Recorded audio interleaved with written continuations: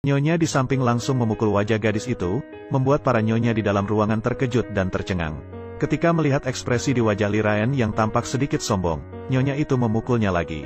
Menahan rasa malu seperti itu, Li Raen tetap tenang dan pergi dengan senyuman misterius di bibirnya. Memberi isyarat kepada istrinya bahwa drama baru saja dimulai. Li Raen mengambil telepon, menelpon suami dari istri yang lain, kemudian menutup telepon segera. 1, 2, 3, setelah menghitung sampai 3, Yun Kom di sisi lain memang tidak tahan dan menelepon kembali. Li Raen mengatakan kepadanya bahwa dia sangat merindukannya, itulah sebabnya dia menelepon, tetapi dia takut mengganggu, jadi dia menutup telepon.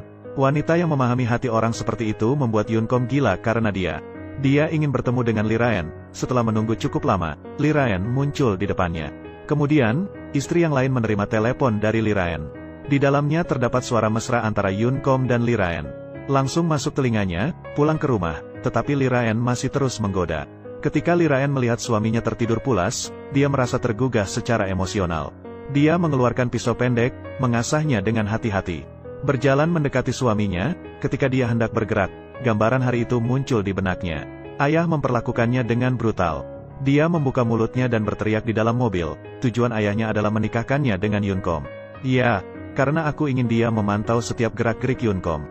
Tunggu hingga waktunya matang lalu ambil semua asetnya. Tanpa diduga, Yun Kom telah merencanakan untuk tidak melakukannya, jadi dia menyalahkan semua kesalahannya. Lalu saya ingat beberapa tahun yang lalu, ibu saya dianiaya oleh ayah saya. Wanita malang itu hanya bisa bersabar, karena ingin kembali memenangkan pertandingan. Tapi keesokan paginya, dia tiba. Di hadapan Li Raen, dia memamerkan dirinya, karena ingin meminta maaf. Yun Kom telah menyerahkan posisi direktur perusahaan Li kepada dia. Menghina Li Raen hanya seperti membuang anjing yang bisa dilakukan kapan saja. Dendam membunuh orang tua membuat hati Li Raen berdarah. Tetapi pada saat ini, ibu angkat dan dia membalas dendam dengan pengkhianatan. Dia ingin mengungkapkan identitas sebenarnya Li Raen kepada Yun Kom. Sebagian dari file rahasia dikirim kepada Yun Kom. Ketika dia bersiap untuk membukanya, suara yang cukup keras datang dari belakang. Pengacara Seo Eng Bien datang tepat waktu untuk menyelamatkan Li Raen. Yun Kom memberitahu Li Raen untuk segera menelepon dia. Kemudian, menggunakan waktu di tengah, menukar file identitas Li Raen. Dikhianati oleh ibu angkat, Li Raen benar-benar kehilangan akal sehat, tetapi ibu angkat berkata bahwa dia khawatir Li Raen akan mencintai Yun Kom dengan tulus. Alasan bekas luka itu tidak bisa membuat Li Raen percaya.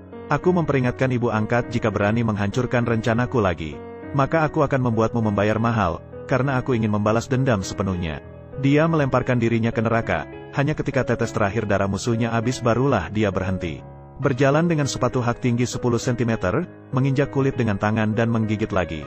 Satu tamparan membuat Li Raen terkejut dan menutup matanya, takut kakak menggunakan kejahatan seperti itu pada Li Raen. Karena posisinya sebagai istri Taipan sedang terancam. Hari itu Li Raen mengenakan cincin berlian besar dan memamerkannya di depan kakak. Kemudian mengungkapkan rahasia suami kepada kakak. Setelah kakak mendengarnya, dia seperti langit runtuh. Jika kakak melihat bagaimana Li Raen berhubungan dengan Yun Chom, maka pasti kakak akan hancur, melemparkan uang di depan Yun Chom. Membuatnya begitu terjaga sehingga dia ingin memutuskan hubungannya dengannya. Tapi Li Raen sama sekali tidak peduli, saat dia hendak pergi. Dia menyiksa ibu sampai mati di depan matanya. Mendengar permintaan maaf lembut dari Li Raen. Karena ayahnya adalah seorang pria kejam dalam keluarga. Tetapi ketika dia berbalik ingin memeluknya, dia ditolak oleh Li Raen. Dia segera mengangkat orang itu ke tempat tidur dan menempelkan perban pada dirinya. Ini sama saja dengan menjadi ketua konglomerat yang diejek seperti anjing. Nyonya itu berteriak dengan sombong dan melarikan diri ke sudut, memotong beberapa garis darah di tangannya karena kemarahan. Sama seperti menjadi ketua perusahaan konglomerat, dia diolok-olok seperti anjing. Dia mengatakan kepada Yun Chom bahwa hanya dia yang berhak mengatakan putus. Dia ingin membalas dendam kepada kedua orang itu, tetapi takut ayahnya mengetahui. Yun Chom sebelumnya ingin mengucapkan kata putus, tetapi sekarang dia berubah pikiran. Sejak kecil, dia telah melihat dengan mata kepala sendiri. Lalu Li Raen mendekat dan memeluknya dari belakang. Dan anak perempuan untuk Yun Chom adalah untuk mengawasinya. Kemudian tunggu sampai saat yang tepat pada pukul 9:10 untuk mengambil seluruh harta. Jika ayah mengetahui bahwa dia tidak mengawasi Yun Chom dengan baik, maka yang menunggu dia adalah siksaan yang tidak manusiawi. Menutup mata adalah wajah yang membuatnya mual dari Li Raen. Muncul lagi dalam pikirannya. Pengawal dekat melihat itu sangat menyakitkan hati. Sering bermimpi menjadi iblis. Dengan tangan memegang pisau tajam menusuk dan membunuh seluruh keluarga Yun Chom. Dia muncul lagi dalam pesta keluarga. Dengan pakaian serba hitam. Dia segera naik ke lantai atas untuk melihat. Aula besar kosong tanpa bayangan Liraen sama sekali. Pikirannya sekarang sudah tidak normal. Tapi saat dia ingin melihat kembali, Liraen sedang duduk di seberang. Musuh bertemu dengan mata merah. Soza bersiap untuk merobek wajah Liraen. Liraen mengangkat sebuah batu mawar dengan tenang. Soza segera memukul jauh ranting bunga. Namun dia terluka oleh duri mawar yang merobek tangannya. Setelah beberapa kali pertempuran, Soza sama sekali bukan lawan bagi Liraen. Hanya bisa mengejar Liraen dan berteriak dengan sedih. Dia mengira Liraen adalah orang yang dijanjikan oleh suaminya. Sebaiknya jangan mendengarkan penjelasan suami, mereka saling berdebat dengan tidak puas. Dia mengutuk suaminya yang berkhianat. Bahkan ada hal-hal yang tidak diketahui oleh siapapun. Namun yang aneh adalah speaker di ruang besar. Karena siaran langsung seluruh percakapan pasangan suami istri. Semua orang segera berubah menjadi penonton yang penasaran. Pengawal mendengarnya dengan kagum. Lupa untuk mematikan listrik. Ketika pasangan suami istri keluar, mereka segera merasa simpati dari orang-orang di sekitarnya. Pengawal segera maju untuk melaporkan situasi sebelumnya. Kembali ke rumah, istri mengambil tas buku, melemparkan ke arah orang yang melakukannya. Menunggu mereka adalah pelajaran yang datang dari langit. Dia melihat sebuah alat penyadap dari barang-barang yang jatuh. Tiba-tiba teringat bahwa itu adalah Liraen. Menggunakan bunga mawar untuk menyembunyikan di dalam tas saya. Dia segera mengatakan kepada Yunkom bahwa mereka sedang dipermainkan oleh Liraen. Tetapi malah dihardik oleh Yunkom. Dia langsung marah dan memukul suaminya. Di wajah Yunkom langsung muncul dua bekas tamparan yang jelas. Pukulan ini juga sepenuhnya menghancurkan status sebagai istri di pihaknya. Akhirnya, Yunkom akhirnya memutuskan untuk bercerai. Berkat alat penyadap yang ditempatkan di rumah Yunkom, Liraen mendengar percakapan mereka berdua. Dia mendekat dengan langkah-langkah balas dendam. Liraen melangkah dengan langkah-langkah yang lincah dan anggun. Memamerkan pinggang kecilnya di depan mereka. Dia bertanya apakah dia gila. Tetapi Liraen malah tertawa di wajahnya. Dia merasa malu dan mencoba menggaruk wajah Liraen beberapa kali. Tidak disangka dia malah didorong keluar. Sekretaris juga mendekat dan dipukul oleh Liraen di wajahnya. Pengawal dekatnya juga berusaha maju untuk membantu. Tetapi Liraen berteriak untuk menghentikannya. Dua lengan kuat tidak bisa menghadapi seorang wanita. Mereka hanya bisa memandang tanpa bergerak saat dia terus menari. Dalam rencana balas dendam selama beberapa bulan, Liraen hanya menggunakan satu trik untuk mengikat erat. Mudah untuk menjatuhkan Yunkom. Dendam seperti luka di punggungnya. Ditutupi dengan lapisan bedak untuk menyamarkan kekurangan. Saat Yunkom terkejut, rencana balas dendamnya pun dimulai. Dia berdandan seperti yang paling disukai oleh Yunkom. Liraen muncul di depannya. Pengusaha kaya itu tidak bisa berkata apa-apa. Tapi kata-kata yang menyuruhnya untuk tidak muncul di depan wanita itu benar-benar membuatnya gelisah. Yang dia inginkan adalah Yunkom mengusirnya sepenuhnya.